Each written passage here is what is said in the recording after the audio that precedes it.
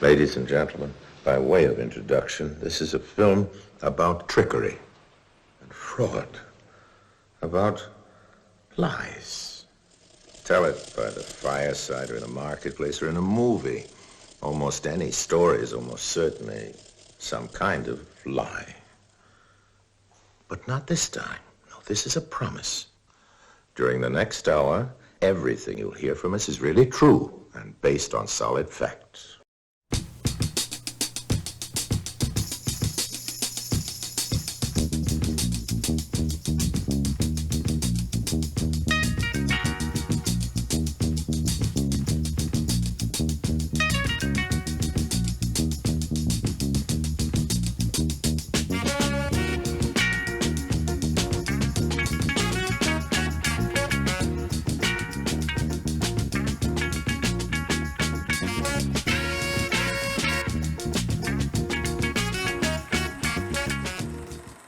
Magie et cinéma.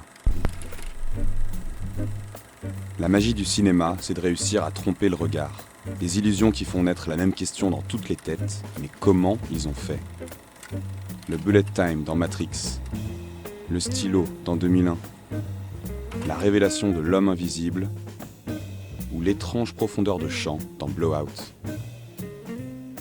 C'est pas un hasard si un des cinéastes les plus fameux de l'histoire, Orson Welles, était aussi un passionné de magie et de prestidigitation. Mais chaque tour de magie a son truc. Et même si les révélés brisent le charme, on ne peut s'empêcher de se demander « Mais comment ont-ils fait ?» Rambobinons. Quelque chose le suit. Son passé le rattrape. Il le sait depuis des semaines déjà. Perdu dans une fuite perpétuelle et paranoïaque, ses nerfs commencent à sérieusement dérailler. Mais aujourd'hui, une certitude le hante. Il est arrivé au bout de la piste.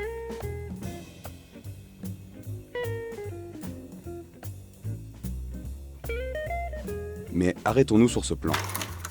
Comment la mise au point se fait-elle simultanément à deux endroits de la profondeur de champ ? Cet effet de mise en scène porte le nom de son composant technique, le split focus diopter ou la demi-bonnette dans la langue de Molière. Une lentille ne couvrant qu'une partie de l'objectif de la caméra et qui permet d'obtenir deux points de netteté différents au sein de la même prise. On attribue sa première utilisation à Greg Toland, un chef opérateur légendaire, un Oscar, 5 nominations et le directeur de la photographie le mieux payé de sa génération. Connu notamment pour son travail innovant chez notre cinéaste magicien Orson Welles, c'est chez John Ford, dans The Long Voyage Home, sorti en 1940, qu'il utilise la première demi-bonnette de l'histoire. Il remet le couvert un an plus tard dans Citizen Kane, mais cette fois, c'est par superposition de deux plans qu'il arrive à ses fins. Il contourne ainsi la contrainte technique caractéristique de la demi-bonnette, la zone floue rendue visible par la superposition des deux profondeurs de champ distinctes. Mais c'est dans les années 70 que le procédé se démocratise, avec un chef opérateur qui marqua les visuels du Nouvel Hollywood, Vilmos Zsigmond. Et des demi-bonnettes, il en a mis partout, dans Rencontre du troisième type de Spielberg, au Voyage au bout de l'enfer de Michael Cimino, en passant par Obsession de Brian De Palma. Directeur favori de ce dernier, ils collaboreront dans de nombreux films tels que Pulsion, Le Dahlia Noir ou Blowout. Des films qui utilisent tous cette technique, dont un, Blowout, qui la surexploite dans pas moins de 15 plans.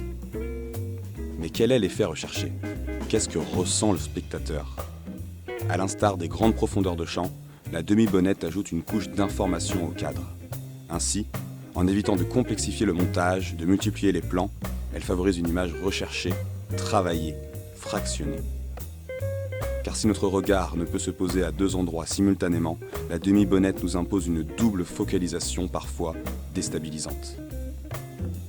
Souvent utilisée dans des contextes de suspense, cette double focalisation nous permet d'observer à la fois un poursuivi et un poursuivant. Le spectateur possède alors plus d'informations que le personnage et la tension est décuplée. Elle peut à l'inverse, dans le cadre d'un dialogue, créer du lien, un rapprochement en contradiction avec la position des acteurs dans une scène. Des personnages éloignés peuvent alors partager l'image, permettant aux spectateurs d'assister à leurs réactions, leurs émotions, en évitant le champ contre champ. Elle permet enfin au réalisateur, dans une logique purement visuelle, de créer des compositions atypiques, de se rapprocher d'une esthétique picturale, affranchie des limites de l'optique photographique. À travers cette lentille, transparaît l'envie de dépasser les contraintes techniques du cinéma, mais aussi de dépasser les limites de notre propre perception. En outrepassant les limites physiques de notre œil, elle crée des images parfois étranges, contre nature, des images qui marquent, des images qui, même décryptées, démystifiées, ne perdent en rien de leur puissance magique.